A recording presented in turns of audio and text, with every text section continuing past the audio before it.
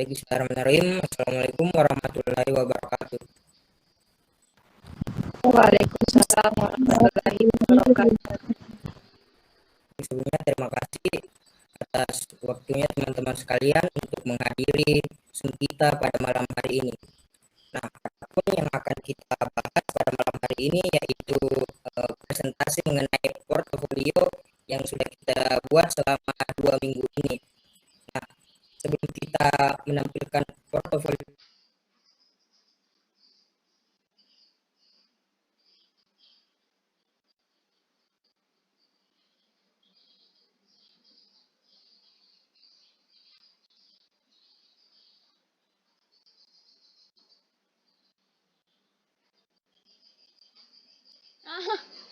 Ulang.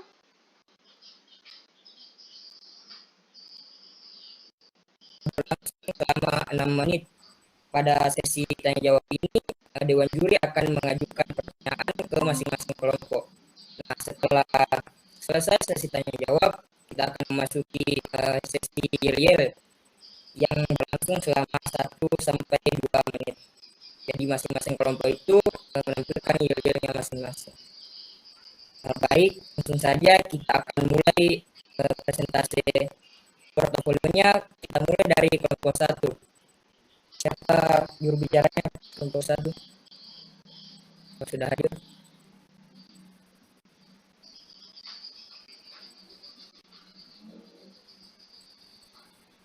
Kalau sudah hadir, saya persilahkan untuk mengambil alih sesi Zoom kita kali ini.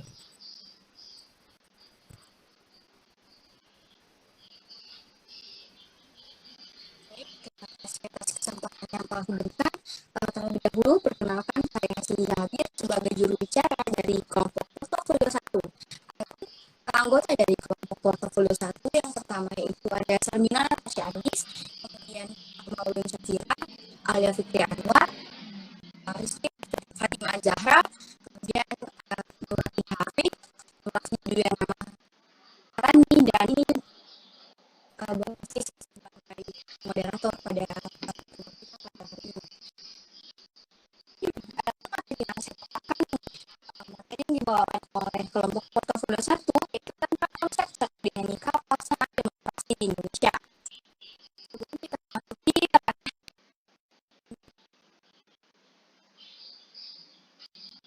demokrasi adalah bentuk pemerintahan bahwa semua negaranya memiliki hak yang sama untuk pengambilan keputusan yang dapat mengubah hidup mereka. Demokrasi mengizinkan warga negara ikut serta secara langsung atau melalui perwakilan dalam keputusan pengembangan dan pembuatan hukum. Demokrasi mencakup kondisi sosial, ekonomi, dan budaya yang memungkinkan adanya praktik kebebasan politik. Demokrasi juga merupakan perangkat tegasan dan fungsi tentang kebebasan adanya praktik beserta praktik dan prosedurnya. Demokrasi menghubungkannya penghargaan terhadap hak dan martabat manusia. Landasan demokrasi mencakup kebebasan berkumpul, kemudian kebebasan berserikat dan berbicara, inklusivitas dan kesukaannya kewarganegaraan, persetujuan dan yang ketiga hak memilih, hak kebebasan dari perampasan pemerintah yang tidak beralasan atas hak untuk hidup, kebebasan dan hak minoritas. Kemudian ada prinsip-prinsip dalam demokrasi. Nah, demokrasi itu memiliki prinsip. Nah, prinsip dan syarat dari berdirinya negara demokrasi telah terakomodasi dalam konstitusi negara kesatuan Indonesia. Prinsip-prinsip demokrasi dapat ditinjau dari pendapat Al-Mahdi yang dikenal dengan Sokoburu demokrasi.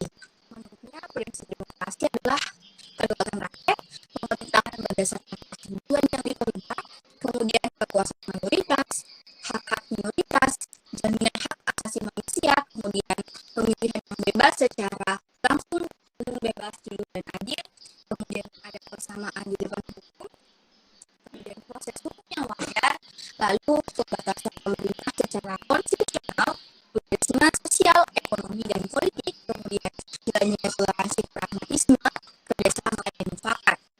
Selain dari prinsip-prinsip tersebut, ada pula asas pokok demokrasi. Nah, berdasarkan pokok atau kebebasan dasar suatu pemerintahan demokrasi adalah pengakuan hakikat manusia, yaitu pada dasarnya manusia memiliki kepentingan sama dalam hidup sosial. demokrasi, yaitu yang pertama rakyat, pemerintahan umum juga. Oke.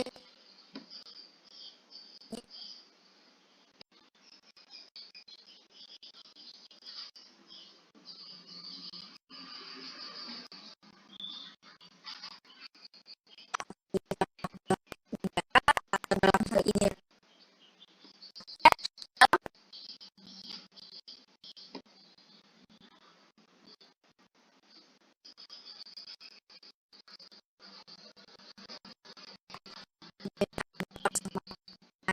bagi seluruh warga negara dalam segala bidang, kemudian adanya lembaga peradilan sendiri atau independen, kemudian adanya kebebasan dan kemerdekaan bagi seluruh warga negara dalam segala bidang, selanjutnya adanya pemilihan umum, bebas, kemudian adanya kemampuan terhadap kebebasan keagamaan, agama, golongan dan sebagainya. Sudah untuk gambaran materinya sudah habis. Jadi Jadi kelompok kami akan memberikan kepada beberapa. baik, kita tadi pemaparan materi dari kelompok 1. Selanjutnya kita menuju ke sesi tanya jawab kepada Tuan Juri. Saya persilakan untuk mengambil alih. Baik, terima kasih. Di sini saya akan memberikan pertanyaan untuk kelompok 1, yaitu bagaimana perkembangan demokrasi kenegaraan kita di Indonesia. Baik, saya persilakan kepada kelompok 1 untuk menjawab pertanyaan dari Dewan Juri. Ya, baik. Terima kasih atas pertanyaan yang telah diajukan oleh Dewan Juri. Jadi, demokrasi pada saat ini telah dianggap sebagai suatu sistem pemerintahan yang paling baik dibandingkan dengan sistem pemerintahan lainnya, seperti autokrasi dan oligarki. Nah, kemudian di Indonesia ini merupakan salah satu negara yang menjunjung tinggi demokrasi. Kemudian untuk di Asia Tenggara sendiri, Indonesia merupakan salah satu negara yang yang konsisten menjalankan demokrasi. Hal tersebut mungkin bisa jadi suatu kebanggaan bagi kita, karena kita dapat menjadi negara yang memiliki konsistensi yang tinggi dalam menjalankan sistem pemerintahan. Kemudian dalam praktek kehidupan bernegara sendiri, sejak awal kemerdekaan dari beberapa model demokrasi ini ternyata banyak paham yang dijalankan di Indonesia itu sendiri. Tetapi demokrasi inilah yang paling unggul dibandingkan dengan sistem demokrasi yang lainnya. Nah, demokrasi secara umum dan bagaimana demokrasi ini diimplementasikan di sebuah negara yang berkembang seperti Indonesia. Nah, kemudian konsep demokrasi hampir di seluruh dunia diterapkan, dan kemudian diterimanya konsep demokrasi ini disebabkan oleh keyakinan mereka bahwa konsep ini merupakan tata pemerintahan yang paling unggul dengan menganut sistem demokrasi. Kemudian demokrasi ini harus berdasarkan pada suatu kedaulatan rakyat, yang dimana artinya kekuasaan negara itu dikelola oleh rakyat, dari rakyat, dan juga untuk rakyat. Dan jika berbicara mengenai demokrasi, maka dalam bentuk kita adalah sebuah sistem politik yang menekankan suara rakyat sebagai penentu kebijakan. Seperti itu. Saya kembali ke moderator. Baik, terima kasih atas jawaban dari kelompok 1. Selanjutnya saya memberikan kepada Dewan Juri apabila masih ada yang ingin ditanyakan.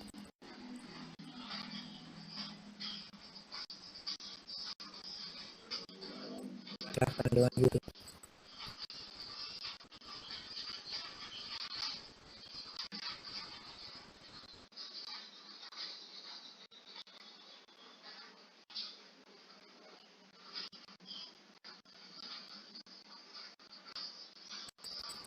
Siapa Dewan Juri?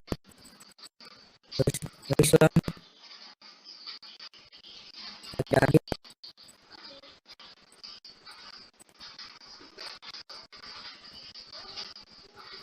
Baik, saya alihkan kepada Dewan Juri selanjutnya, Ali Fikrian.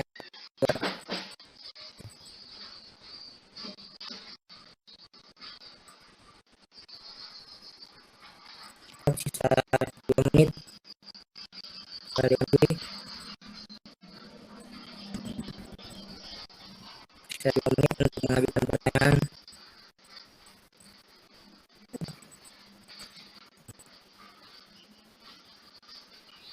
Baik, saya akan mengajukan pertanyaan lagi untuk kelompok 1. Mengapa demokrasi harus dirawat dan apa tujuan diadanya demokrasi?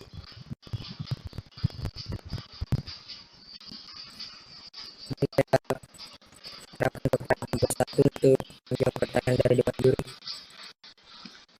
Sisa waktu tinggal 1,5 menit. Saya persilakan untuk menjawab.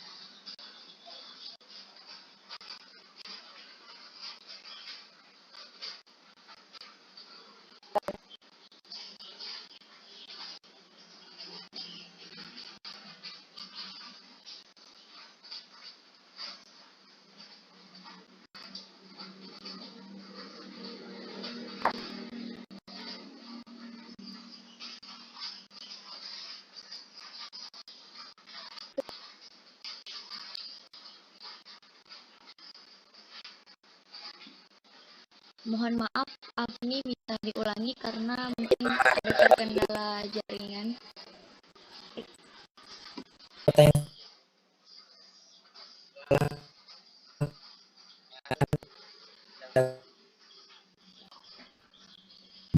Baik, pertanyaan untuk kelompok 1 yaitu mengapa demokrasi harus dirawat dan apa tujuan adanya demokrasi? baik, saya persilakan pada kelompok 1 untuk menjawab pertanyaan dari Dewan Juri. Jadi waktunya itu tinggal lagi 2 menit. Baik, para perwakilan dari kelompok itu akan menjawab pertanyaan dari juri. Sebagai masyarakat Indonesia perlu merawat demokrasi dan terus mengingatkan pemerintah serta aktif terlibat di ruang publik untuk selalu menjaga demokrasi.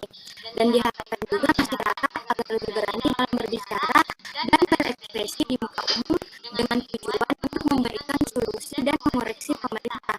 Karena esensi negara yang demokratis itu peran masyarakat dalam memberi kritik guna meningkatkan kualitas demokrasi Indonesia dan pentingnya kesetaraan atau persaudaraan serta menjaga persatuan. Tujuan adanya demokrasi yaitu untuk menciptakan kehidupan masyarakat yang sejahtera, adil dan makmur dengan konsep yang mengedepankan keadilan, kejujuran dan keterbukaan. Pada konsepnya, tujuan demokrasi dalam kehidupan bernegara juga meliputi kebebasan berpendapat dan kedaulatan rakyat.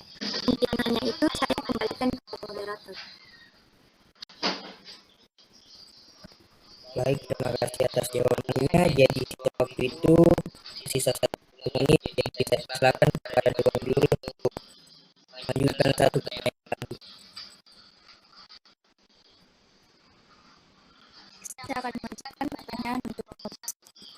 Berikan contoh tentang masalah demokrasi yang terjadi di Indonesia yang Anda ketahui.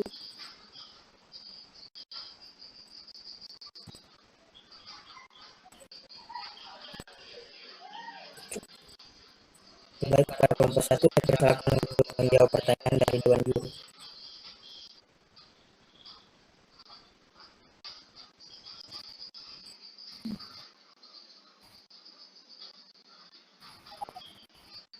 silakan waktunya tinggal. Baik, terima kasih atas pertanyaannya. Seperti yang kita tahu, dalam konteks Indonesia,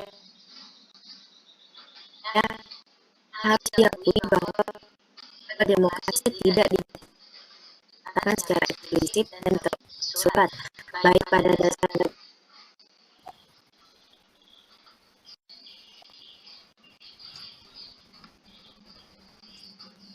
di seluruh konteks aktualisasi demokrasi di Indonesia tidak selalu berjalan sekali. Problematika demokrasi yang dihadapi oleh Indonesia sejak proklamasi kemerdekaan pada tanggal 17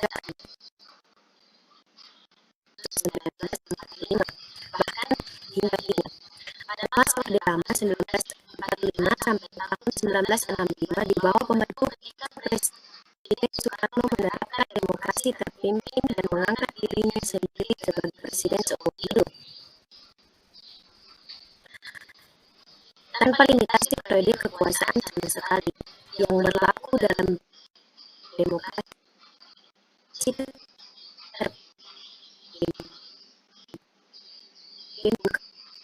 bukanlah demokrasi yang sesungguhnya, melainkan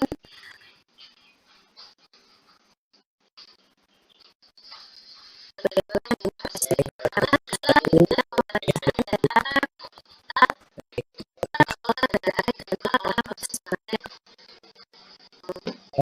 Satu tanya jawabnya sudah selesai.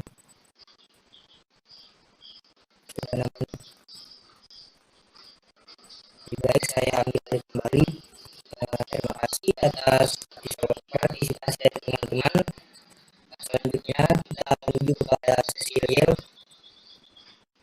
Pada sesi real ini saya beri waktu kepada kelompok 1 menit.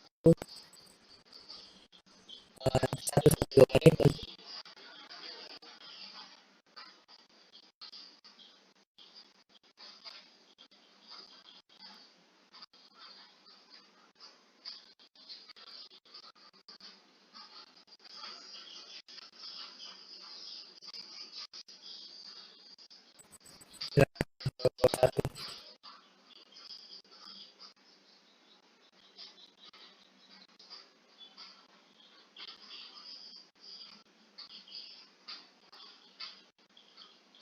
Kok kelompok 1?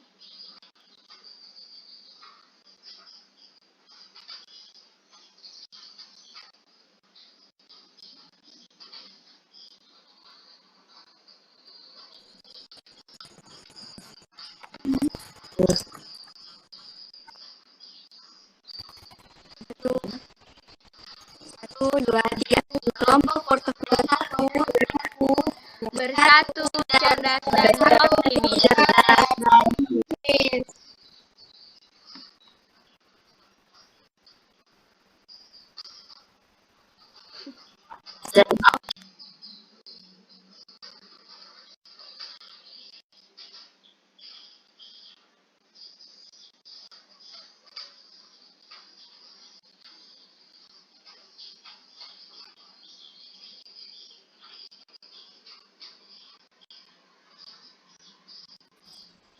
Jadi baik, itulah dari kelompok 1. Selanjutnya kita menuju kepada kelompok 2. Jadi saya persilahkan kepada juru bicara kelompok 2 untuk mengambil alih.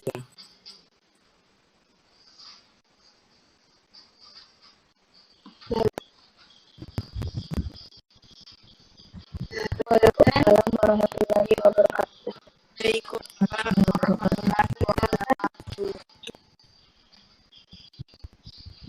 Perkenalkan, nama saya Nes Marfia sebagai juru bicara kelompok 2. Adapun anggota dari kelompok kami yaitu yang pertama Nurmalia Yuniarti, Nur Islam, Nur Inayah, Ananda Azhara, Aliandra, Rin Haramba, dan Putri. Adapun portofolio dari kelompok 2 yaitu mengkaji kebijakan alternatif untuk memecahkan masalah. Adapun masalah yang kami kaji di sini adalah masalah demokrasi dan masalah hak asasi manusia. Masalah demokrasi. Adapun hal atau upaya yang dapat dilakukan untuk memecah masalah demokrasi adalah yang pertama terus mendesak.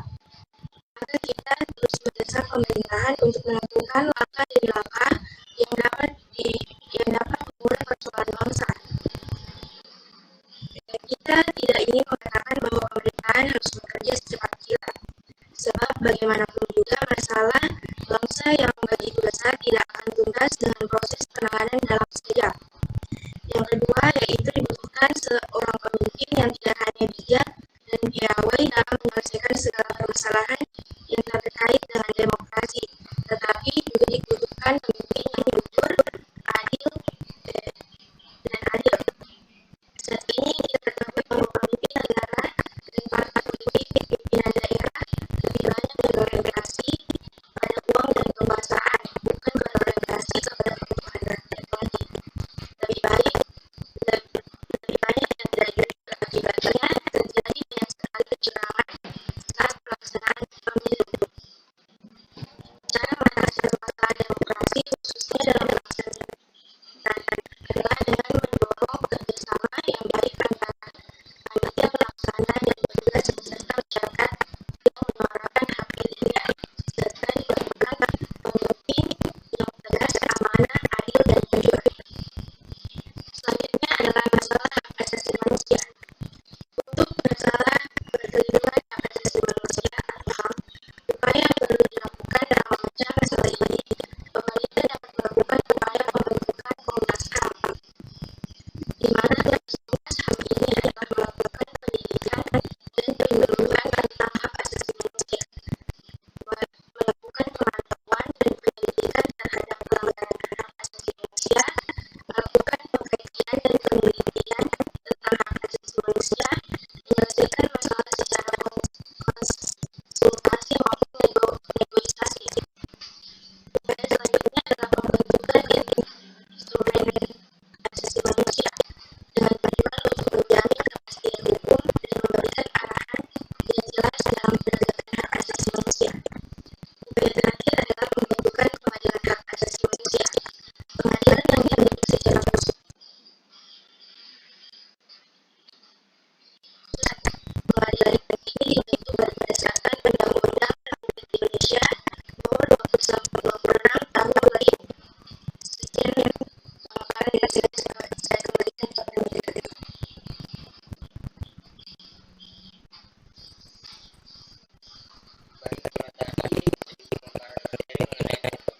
Dari Bapak selanjutnya akan menuju sesi tanya jawab yang akan diikuti oleh para pengunjung pada guru. Saya persilakan untuk mengajukan beberapa pertanyaan kepada Bapak Guru.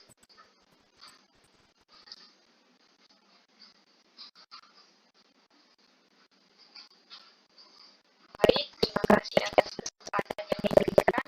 Langsung saja, pertanyaan yang pertama itu upaya yang dibentuk dengan Saya silakan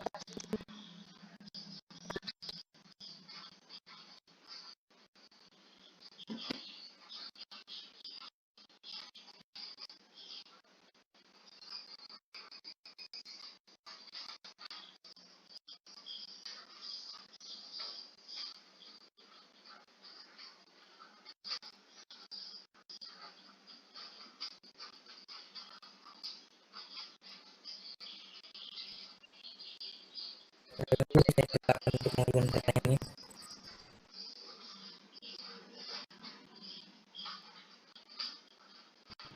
baik. Langsung saja, pertanyaan yang pertama itu upaya yang perlu dilakukan dalam menyelesaikan masalah terkait dengan hak asasi manusia. Baik, terima kasih atas pertanyaannya. Selanjutnya saya menyerahkan kepada kelompok untuk menjawab pertanyaan dari Dewan Guru.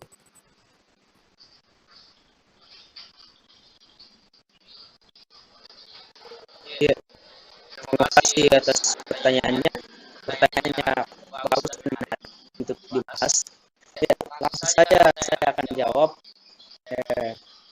Upaya yang perlu dilakukan dalam menyelesaikan masalah dapat melakukan upaya pembentukan Komnas HAM, di mana tugas Komnas HAM ini adalah untuk melakukan pendidikan dan penyuluhan tentang HAM, melakukan pemantauan dan penyelidikan terhadap penegakan HAM, melakukan pengkajian dan penelitian tentang HAM, menyelesaikan masalah secara konsultasi maupun negosiasi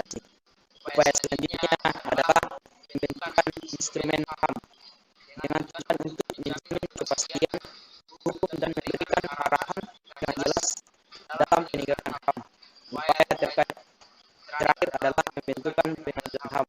Pengadilan yang dibentuk secara khusus untuk menangani pelanggaran HAM. Itu saja jawaban dari saya. Terima kasih. Baik, terima kasih atas jawabannya. Selanjutnya saya kembalikan kepada Dewan Juri untuk mengajukan beberapa pertanyaan lagi karena waktunya tersisa 3,5 menit. Dewan Juri, Ya, terima kasih.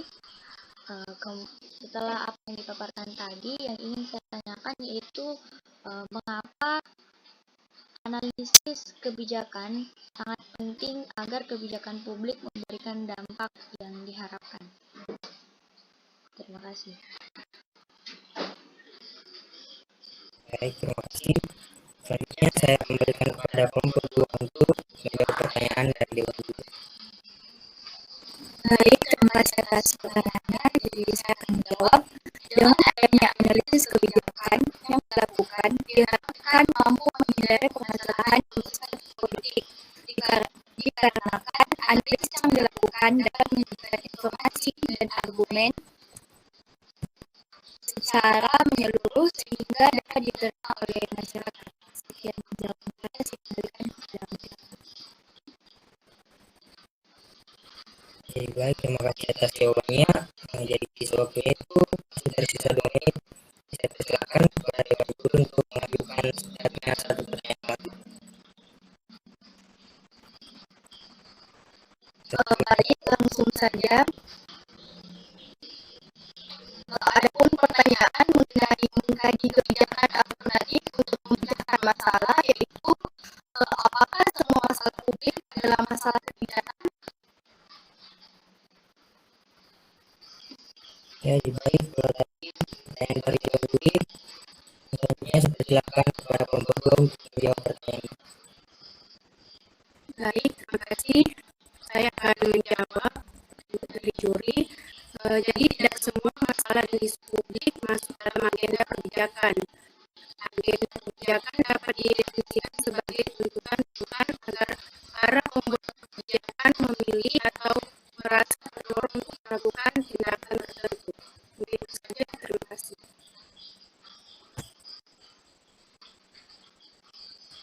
Baik, terima kasih atas jawabannya.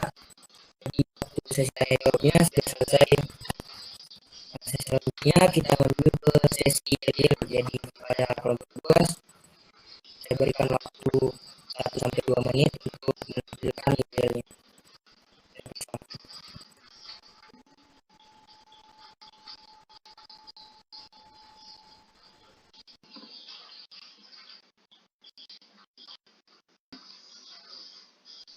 Iya, mau di.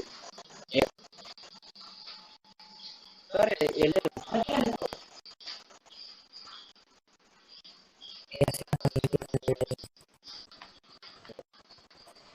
Kelompok 2.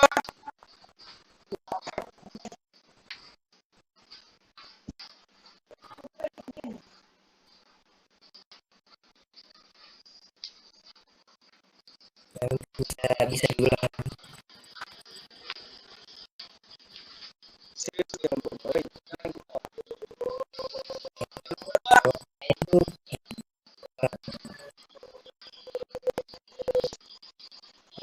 Dari ini.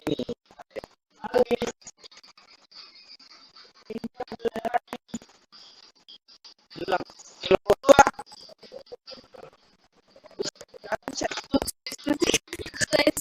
Sukses.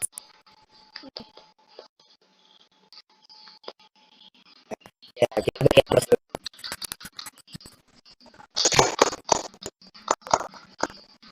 Ya, terima kasih kepada kelompok 2 atas kejadian portfolionya. Selanjutnya kita mengangkat kepada kelompok selanjutnya yaitu kelompok 3. Jadi kepada juru bicara kelompok 3 silakan untuk memaparkan portfolio kelompoknya. Pada juru bicaranya saya persilakan. Terima kasih atas kesempatannya. Assalamualaikum warahmatullahi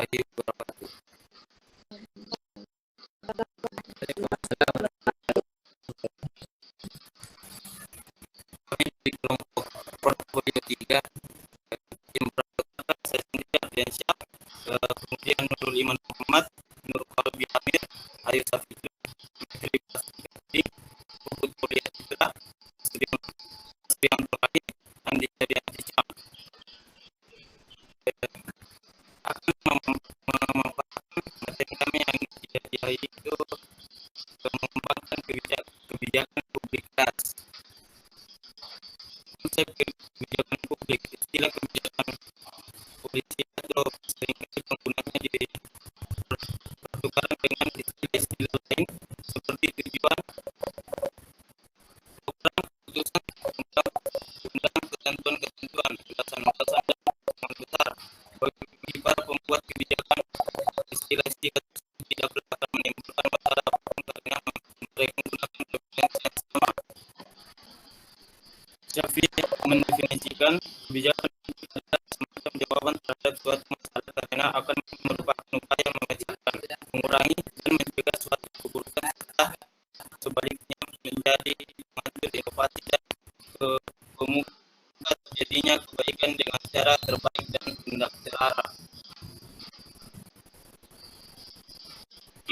Suatu permasalahan dalam kebijakan publik kelas yang pertama itu perbedaan pendapat dalam pemilihan ketua kelas. Pemilihan dilakukan dengan adil. Pastikan semua siswa dapat memilih calon dengan bebas dan tanpa pelaksanaan. Selain itu, setiap orang diberi kesempatan untuk mencalonkan diri atau mengajukan calon, dan jika ada beberapa calon, putuskan dengan pengumuman suara. Kedua itu ketua kelas semua warga kelas. Pemilihan harus dilakukan dengan melibatkan semua warga kelas dalam musyawarah mufakat atau menggunakan voting. Selanjutnya, keputusan hormati.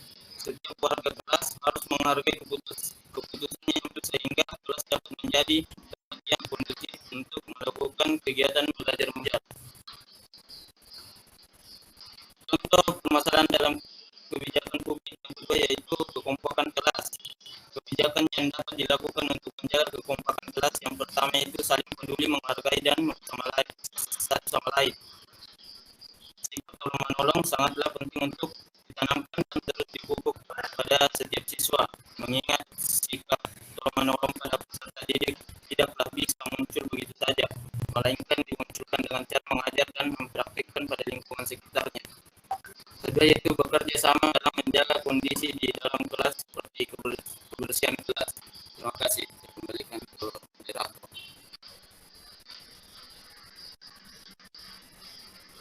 Terima kasih atas pemaparan materi teman-teman.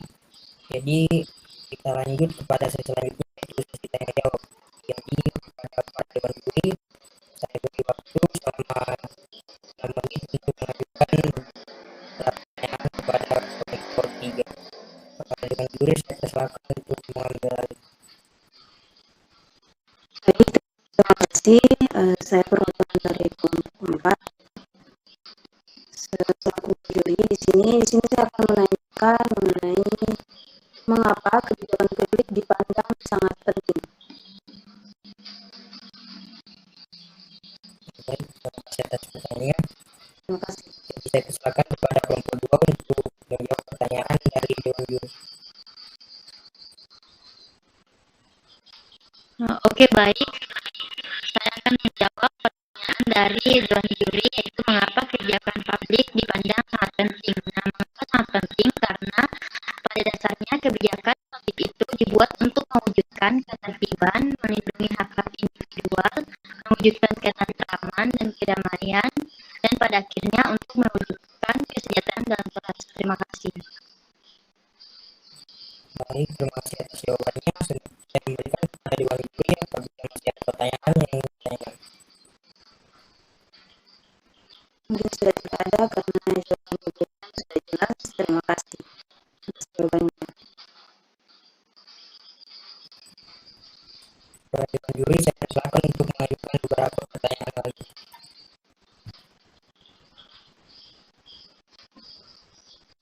Saya akan mengajukan pertanyaan untuk kelompok 3.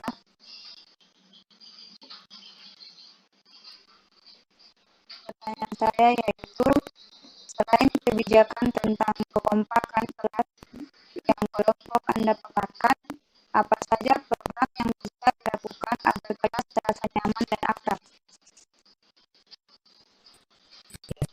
Pada kelompok 2 untuk menjawab pertanyaan dari Dewan Juri tadi.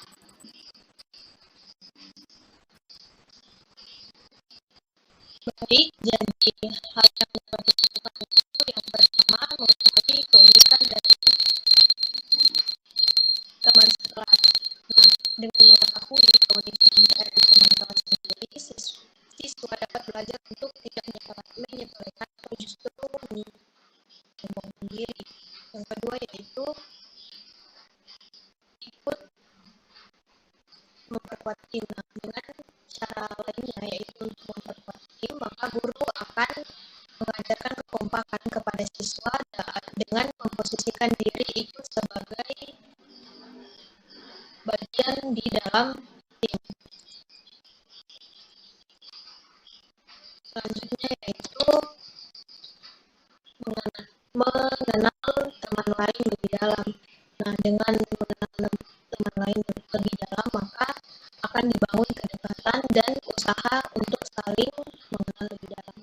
Baik, terima kasih. Kembali ke moderator. Terima kasih atas jawabannya. Di situ waktu kita tersisa 2 menit. Saya persilakan Dewan Juri untuk mengajukan pertanyaan lagi kepada kelompok 3.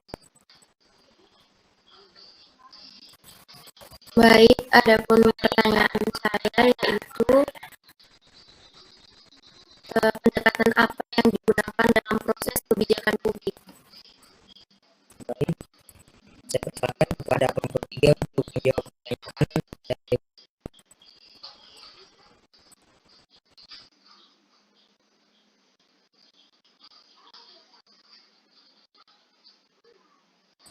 pada kelompok 3. Saya persilakan untuk menjawab pertanyaan. Baik, di sini saya akan menjawab dari pertanyaan pertama, yaitu model pendekatan yang selalu digunakan dalam proses pendidikan publik yaitu pendekatan fungsional, karena hal ini adalah merupakan cara untuk mendapatkan atau memusatkan perhatian pada kegiatan yang dilakukan dalam proses kebijakan publik. Terima kasih.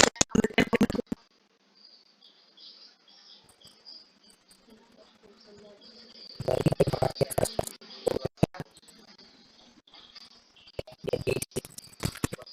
jadi ini telah selesai. Selanjutnya jangan lupa kepada selanjutnya yaitu penampilan kita terjadi pada kelompok 3 dan beri waktu 2 menit untuk menampilkan diri.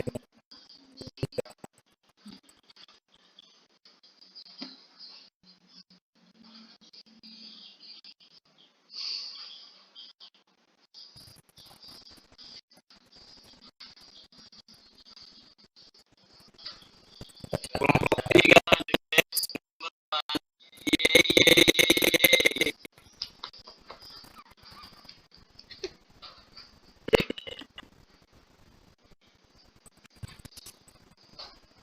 Selesai. Kita persilakan seluruh.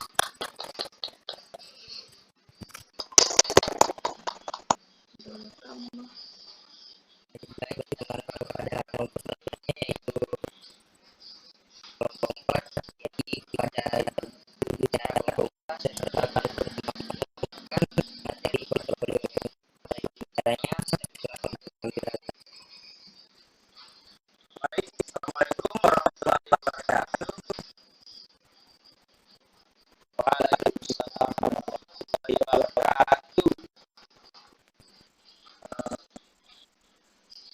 Kesempatan ini moderator dalam memberikan kesempatan untuk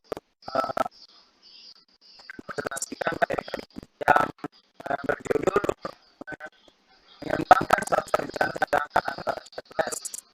Jadi kita bertanya, apa itu kelas?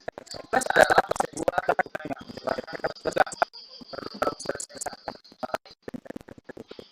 ini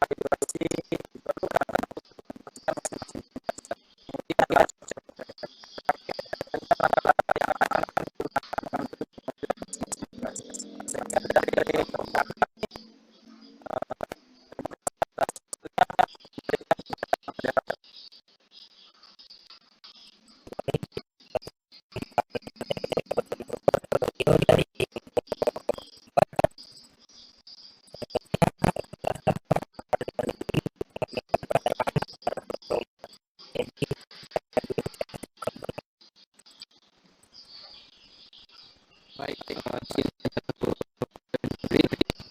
Gimana juga pertanyaan yang kedua? Kenapa penting dalam tujuan?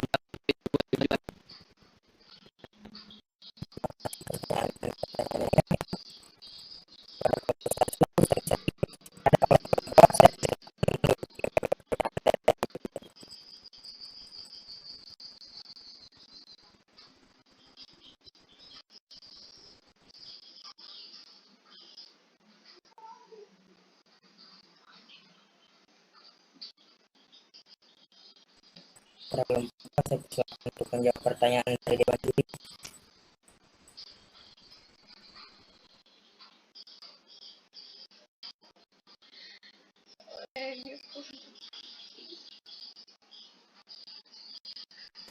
Baik, di sini saya akan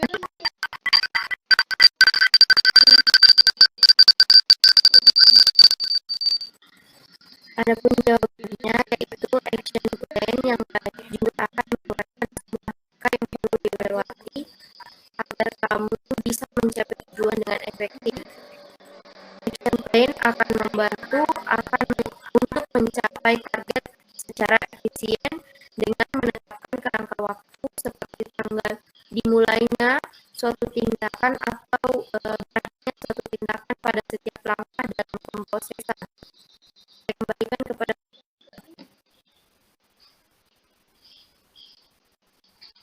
Baik, terima kasih atas jawabannya. Saya kembalikan kepada Dewan Juri untuk mengajukan beberapa pertanyaan lagi kepada kelompok. baik, terima kasih untuk pertanyaannya. Jadi pertanyaan saya itu mengapa action plan itu penting?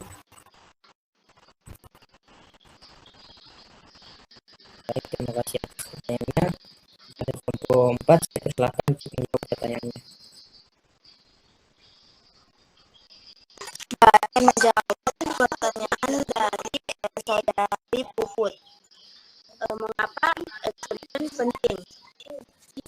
Karena action plan dapat membantu menguraikan daftar tugas atau langkah-langkah yang perlu ditindaklanjuti untuk mencapai tujuan tersebut secara efisien, yaitu dengan membantu timeline untuk setiap langkah dalam prosesnya. Sekian jawaban dari saya kembalikan kepada moderator. Baik, terima kasih atas jawabannya. Saya kembalikan lagi kepada Dewan Juri untuk mengajukan pertanyaan kepada kelompok 4 karena waktunya masih ada tersisa 3 menit. Dewan Juri, saya persilakan. Oke, baik. Terima kasih atas kesempatan yang telah diberikan oleh moderator. Pertanyaan saya itu, kriteria apa saja yang digunakan untuk membuat action plan yang baik? Terima kasih. Baik, yang sangat bagus. Saya kembalikan kepada kelompok 4 untuk menjawab pertanyaan dari Dewan Juri. Baik, di sini saya akan menjawab pertanyaan dari saudari Savitri. Jadi dalam membuat action plan terdapat kriteria. Yang pertama yaitu action plan harus lengkap, di mana berisi semua langkah yang dibutuhkan untuk mencapai tujuan yang telah direncanakan. Kemudian harus jelas, di mana mulai dari siapa yang akan menjalankannya, batas waktu dan apa saja yang dibutuhkan. Dan kemudian yang ketiga yaitu harus relevan. Program kerja harus relevan dengan situasi dan kondisi yang ada pada saat itu. Terima kasih. Itu jawaban dari saya kembalikan ke moderator.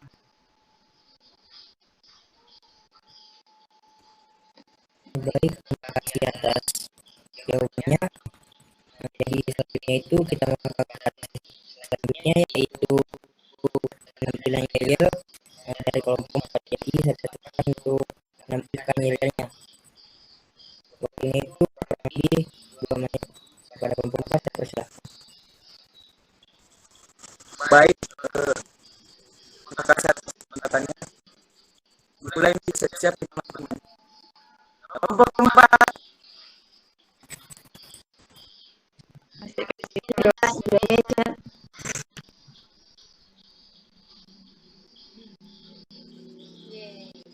Karena mungkin konflik pimpinannya. Kelompok 4.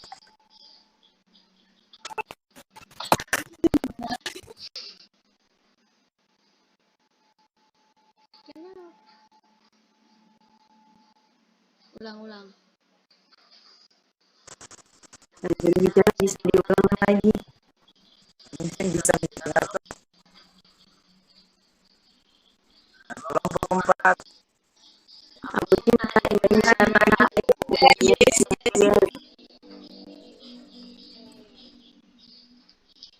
Ya, baik, jadi itulah tadi dari kelompok 4. Kita beri aplaus dulu pada kelompok 4.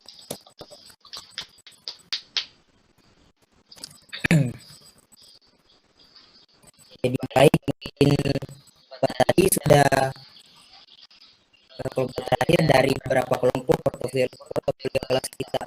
Jadi mungkin sudah berakhir beberapa pemaparan materi mengenai beberapa materi portofolio kelas tadi. Saya ucapkan terima kasih banyak atas partisipasi dari teman-teman sekalian, dan terima kasih telah menyempatkan waktunya untuk hadir pada sesi Google kita pada malam hari ini. Dan juga saya ucapkan terima kasih kepada Dewan Juri mengajukan beberapa pertanyaannya, dan mungkin cukup sekian pemaparan portofolio kelas kita pada malam hari ini. Saya tutup dengan ucapan wassalamualaikum warahmatullahi wabarakatuh. Waalaikumsalam warahmatullahi wabarakatuh. Terima kasih. Yeah. Ya.